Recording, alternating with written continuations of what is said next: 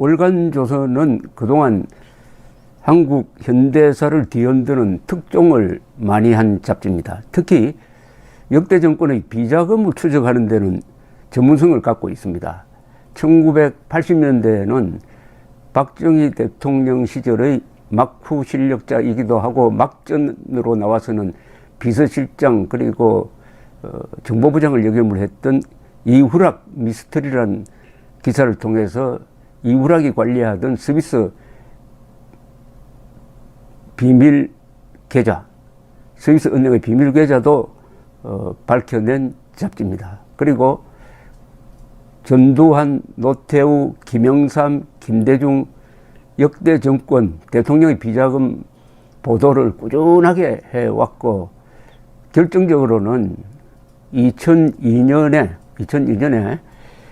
대북 송금 사건, 김대중 대통령이 김정일을 만나기 위해서 현대그룹을 앞세워가지고 4억 5천만 달러의 돈을 북한으로 보내고 그것도 김정일의 해외 비자금 계좌 등으로 보낸 사건의 단서를 최초로 폭로했던 잡지입니다. 그런데 요사이는 다른 언론이 무시하고 있는 국정원이 김대중 비자금 의혹을 추적을 했다. 그러다가 이 정권 들어서서 추적한 것이 죄가 되어 가지고 지금 후속 재판을 받고 있다. 이 사건을 끈질기게 물고 들어가고 있는데 이번에는 네 번째 기사가 2020년 4월호에 나왔습니다. 제목이 표지에 실린 제목이 국정원 입수 DJ 비자금 의혹 관련 1억 달러 수표 사진 공개 이렇게 되어 있습니다. 이제 드디어 1억 달러 수표를 공개를 했습니다. 여기 취재기자는 조승호 기자고 저도 그들어서 조갑재, 조승호 두 사람이 이름을 올린 이 기사를 이제 소개를 해 드리려고 합니다. 월간조선 4월호 표지는 이렇습니다. 오늘 나왔습니다.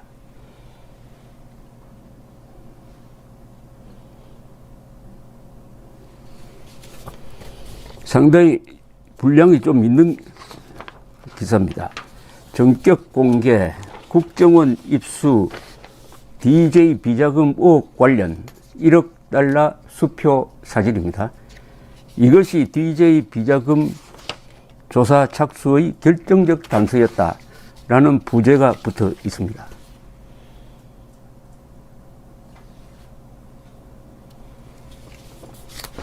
부제 옆에 있는 이 설명문이 이 상황을 요약한 것인데 김홍걸 측에서 제보자에게 팩스로 보낸 수표 사본이 국정원에 넘어갔다.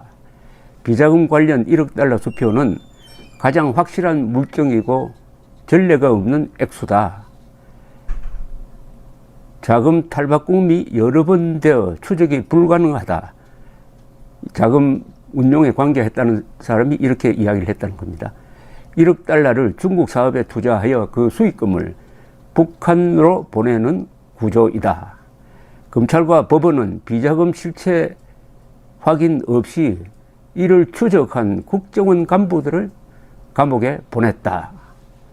최종업 전 국정원 차장은 최후 진술에서 국정원은 이적 행위에 대응한 것이다. 손바닥으로 진실을 가릴 수 없다. 여러 가지 이 의미가 함축되어 있는 내용입니다. 그러니까 이 1억 달러 배후에 있는 이걸 음모라 그럴까요?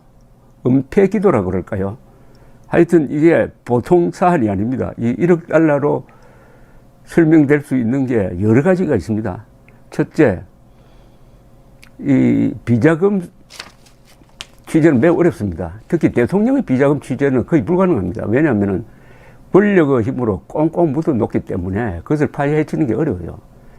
기껏해야 뭐 이런 루머가 있다든지 이런 정언이 있다는 정도인데 이처럼 수표라는 물증으로 딱 들이대는 경우는 거의 없습니다. 이것은 내부 제보자란 뜻이죠.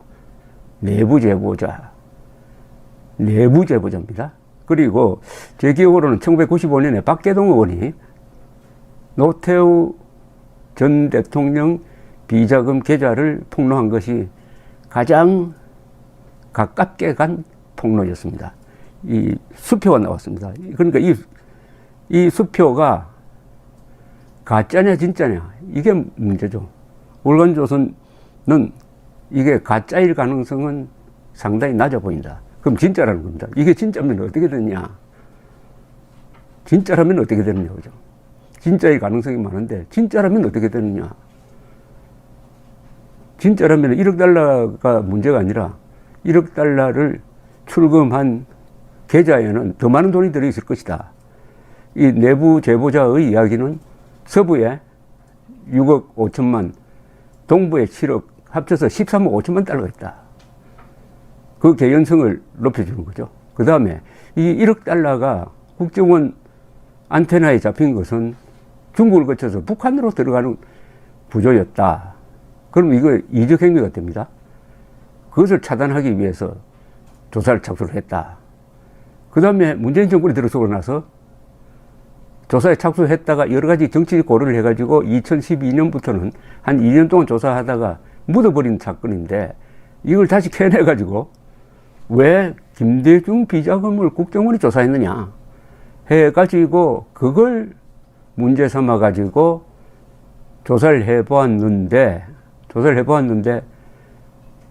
후속 기소를 한 이유는 보니까 이게 실체가 있는지 없는지 확인도 하지 않고 다만 이것을 조사하는데 들어간 돈의 수임세가 보니까 격리 원칙에 맞지 않는다. 그래서 국고 손실죄 이걸로 걸었어요. 이걸로 걸었다. 그러면 제일 궁금한 거는 1억 달러의 실체가 있느냐? 이게 북한으로 들어가려고 했느냐? 했다면은 수사의 방향은 김홍걸 그리고 이 비자금 관리하는 사람 쪽으로 가야 됩니다. 그리고 이건 탈세 혐의가 있어요. 그쪽으로 가지 않고 오히려 그것은 무시해버리고 이것을 조사한 사람을 잡아넣었다.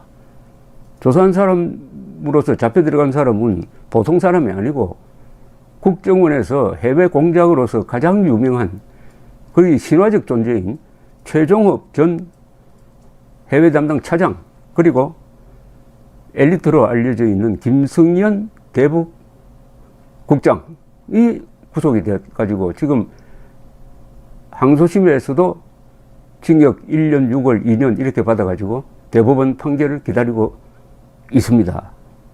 제가 지금 설명하는 걸 들으시면은 여러분 어떻게 생각하십니까? 왜 이런 것을 언론에서 보도를 안 했지? 그리고 짤막짤막하게 뭐 비자금 풍문에 불과한 비자금 풍문, 김대중 비자금 풍문을 조사하기 위해서 국정원이 정치적 목적으로 개입했다 하는 것이 검찰발 기사로 짤막짤막하게 나오는 것만 기억했을 겁니다.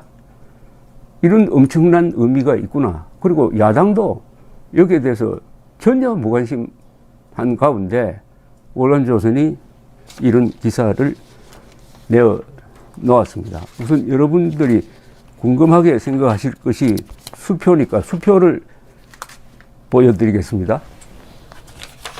여러분 1억 달러 수표 보신 적 있어요? 1억 달러 수표.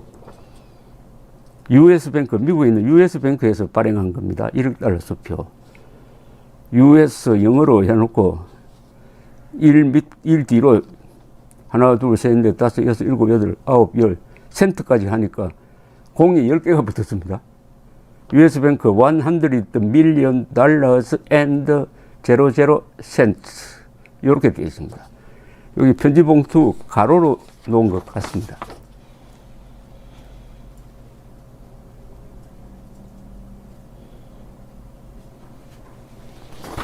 이 수표는 국정원이 어떻게 구했느냐 하는 것은 나중에 설명드리겠습니다. 이 수표에 아주 중요한 부분이 있습니다.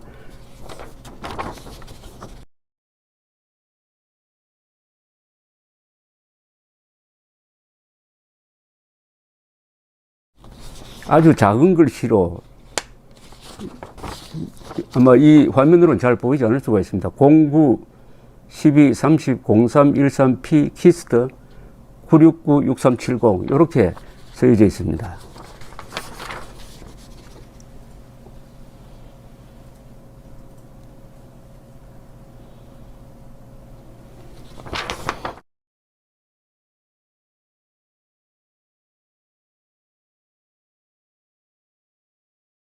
이거는 김홍걸 측에서 이 내부 제보자에게 이 수표를 팩스로 보낸 겁니다. 수표 4번이죠.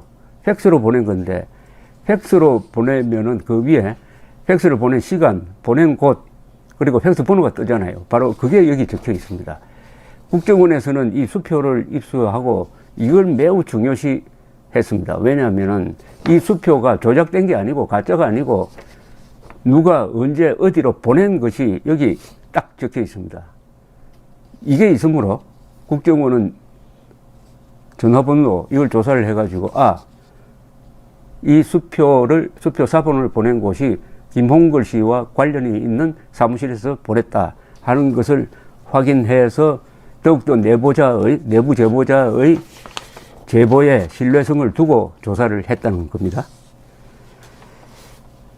이 기사의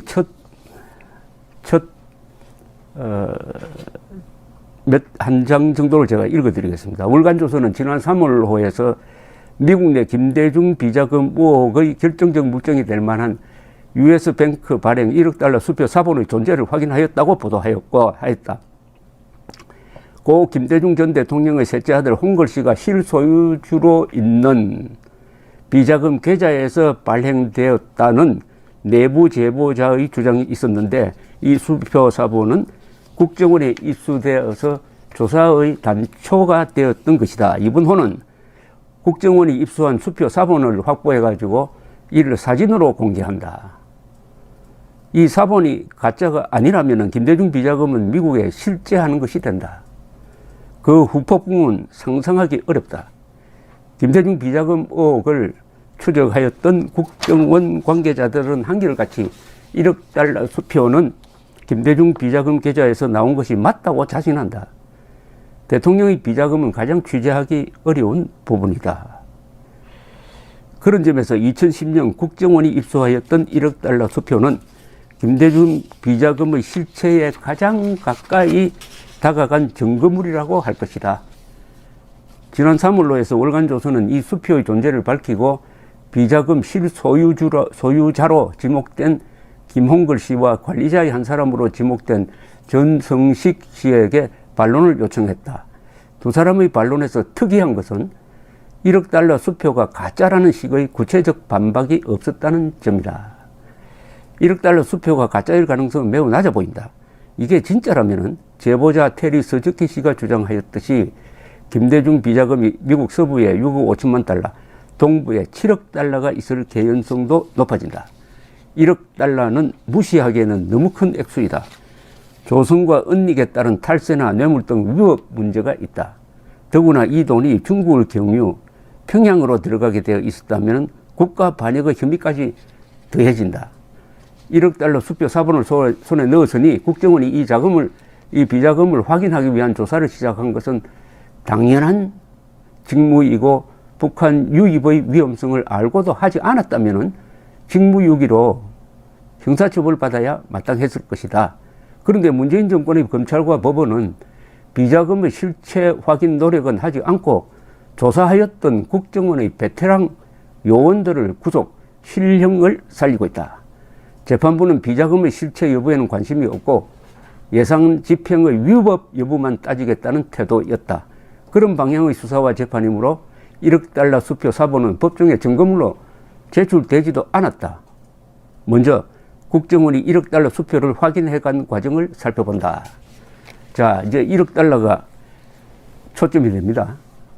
1억 달러 수표까지 사진으로 이제 등장을 했으니까 이 1억 달러가 어떻게 수표화되었고 이게 어떻게 국정원 손에 넘어왔느냐 하는 과정을 월간조선이 추적을 합니다. 이것은 재판 취재에서 드러난 겁니다. 이 김대중 비자금 추적 의혹 사건 재판은 기자들의 외면 속에서 진행되고 있는데 여기에 구속된 사람은 최종업 국정원 1차장, 김성현 국정원 국장뿐만 아니라 이현동 전 국세청 청장, 그 밑에 있었던 박 차장, 국세원 차장 이렇게까지 구속이 됐습니다. 2018년 6월 15일 이현동 전 국세청 차장 재판에 증인으로 나온 원세훈 전 국정원장은 1억 달러 수표를 기억한다고 증언했습니다. 검사가 김성현 국장은 증인에게 데이비슨 사업을 설명하면서 서적기가 제공했던 1억 달러짜리 수표를 추적할 필요가 있다고 했다는데 라고 검찰이 묻습니다. 검찰 입에서 이제 1억 달러 이야기가 나옵니다. 수표 이야기가 나와요. 그런데 원세훈 원장은 다른 기억은 없고 1억 불 수표는 기억난다 라고 했습니다. 2009년 봄에 국정원은 이제 1억 달러 수표를 확인하는 과정입니다. 2000봄에 국정원은 밝힐 수 없는 북한 내의 정보 소스를 통해서 김대중 비자금 5억 달러가 북한으로 들어가려 한다는 첩보를 집수합니다. 첩보니까 이것은 미확인 정보라는 뜻이죠.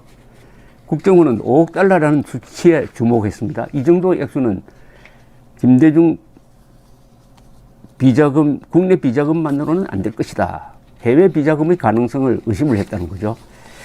그런데 그해 여름에 국정원은 시애틀 주재 국정원 정보관 도모 씨에게 9월에 있을 평양과기대 준공식에 참석할 예정인 한국계 미국인 테리 서적기를 만나보라고 지시합니다. 테리 서적기는 이름 보면은 일본인 같은데 그렇지 않습니다. 한국 교포입니다. 교포인데 미국 국적을 갖고 있습니다. 이 방북자를 만나가지고 북한에 대한 정보 수집을 하는 것은 통상적인 이 국정 업무입니다. 이렇게 하여 도모 정보관과 이 서적기 씨는 알고 지내는 사이가 되었습니다. 그런데 2010년 상반기에 가면은 이 서적기 씨가 정보관에게 중요한 정보를 제공을 합니다. 그동안 친면이 있었던 관계로 해서 그때쯤 되면 이 서적기라는 분이 김홍걸 씨 등 몇 사람과 하던 중국 투자 사업을 둘러싸고 문제가 생기고 자신은 배신당했다 생각해서 불만을 품고 있던 차에 바로 내부 정보를 제공하게 된 것입니다. 그때 정보를 제공하면서 바로 이 1억 달러 수표를 보여줍니다. 서적기 씨가 보여줘요. 주지는 않습니다. 보여줍니다. 그러니까 도 정보관은 그 내용을 상세히 적어가지고 본부에 보고를 하는 거죠. 그래서 본부에서 조사에 착수하게 된 것입니다. 이걸 더 구체적으로 알아보면은 꼭 무슨 첩보 영화처럼 보입니다. 이 정보 수집 이야기는 재미가 있습니다. 2018년 11월 23일 박윤준 전 국세청 국장 사건, 국정원의 김대중 비자금 5억 수사에 협조한 혐의로 지금 기소된 분입니다. 이분의 재판에 나온 국정원 최종업 당시 차장은 이렇게 증언합니다. 최종업 당시 차장은 이던 정인으로 나왔는데 그 뒤에 구속이 돼가지고 지금 징역 1년 6개월을 2심에서 선고받고 복역 중입니다. 아직 대법원 판결은 나지 않았는데 아마 이게 확정이 된다 하더라도 이미 거의 1년 이상 살았기 때문에 아마 7월 중에 풀려날 것으로 보입니다. 최종업 당시 차장은 법정에서 이렇게 증언을 합니다. 2010년 5월 하순에서 6월 초경으로 기억난다. 원세훈 원장이 불러서 갔더니 미국에 비자금이 있다고 한다. 북한에 들어간다 하니 각별히 보안에 유의하라. 면서 이현동 국세청 차장을 만나보라고 했다. 이현동 차장은 박윤준 국장을 소개해 주었다.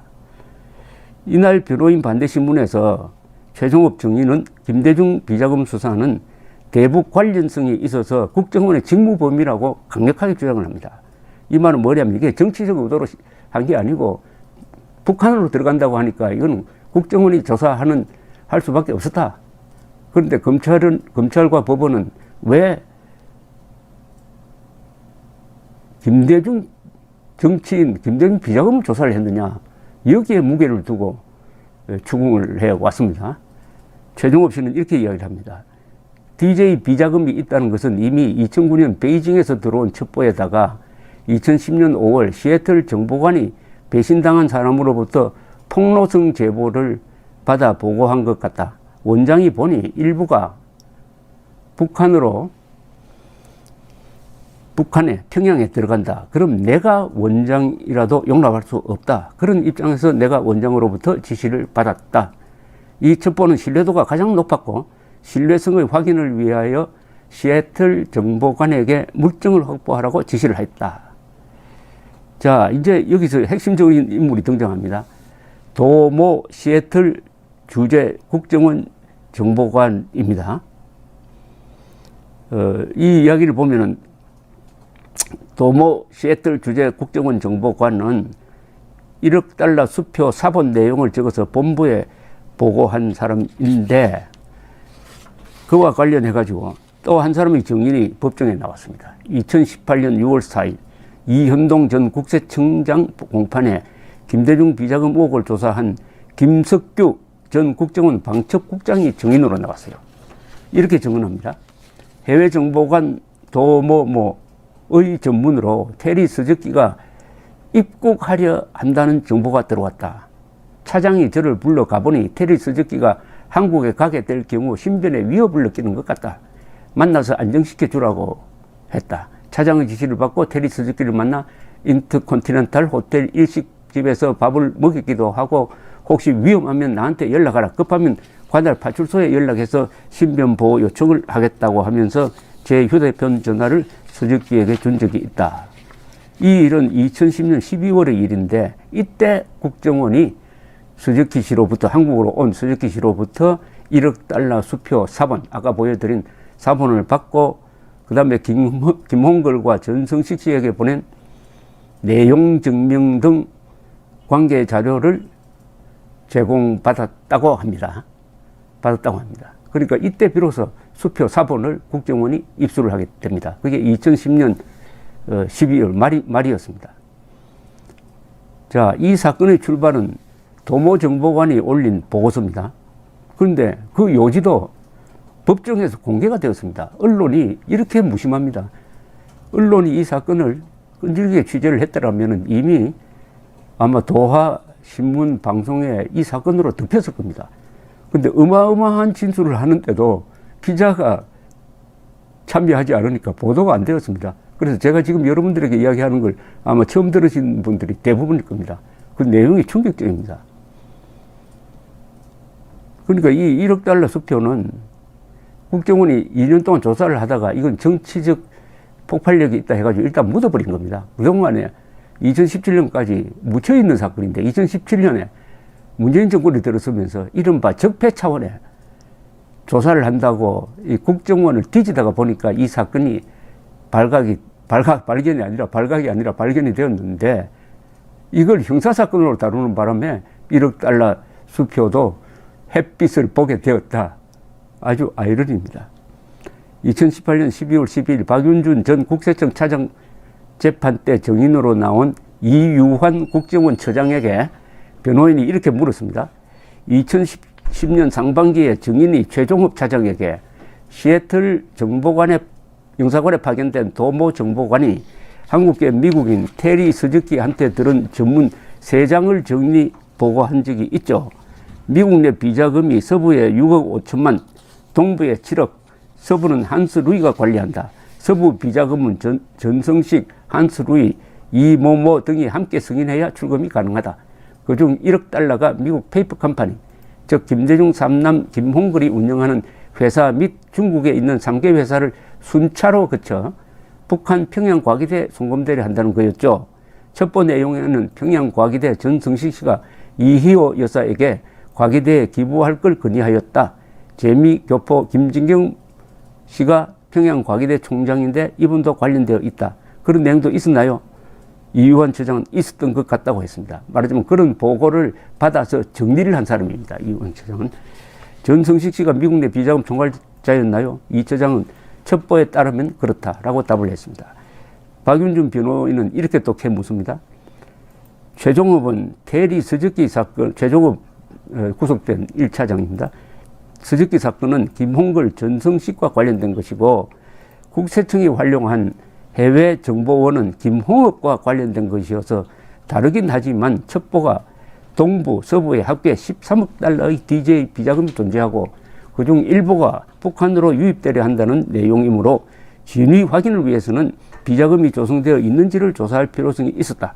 이를 위하여 국세청에 협조 요청하기로 했었다. 이게 최종업의 증언입니다. 이 법정에서도 대북 관련성이 있었다고 증언했어요. 이완 처장은 거기에 대해서는 뭐라 말하기 곤란하다 이렇게 이야기했습니다. 드디어 2018년 7월 9일 시애틀 주재 전 국정원 정보관 도시는 법정에 나옵니다. 법정에 나와서 아주 긴 시간 자신이 정보 수집을 한 경위를 설명을 합니다. 그 요지는 이렇습니다. 2009년 여름 국정원 본부 지시로 서적기와 접촉하라는 지시를 받았고 2010년 4, 5월부터 자주 만났다. 그 다음에 아주 중요한 증언을 합니다. 상부의 승인을 받아 FBI 요원과 합동 공작을 했다. FBI 요원을 만났다. 이건 설명이 필요합니다. FBI는 미국의 수사기관입니다. 연방수사기관입니다. 큰 범죄를 취급을 합니다.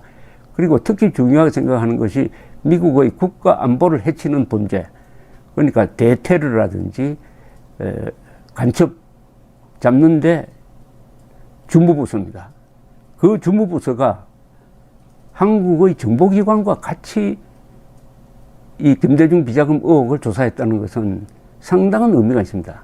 그것은 상당한 신빙성이 있다는 것뿐만 아니라 이것은 북한으로 돈이 들어가려고 하는 데 대해서 미국 또한 국가적 개입을 했다는 이야기입니다.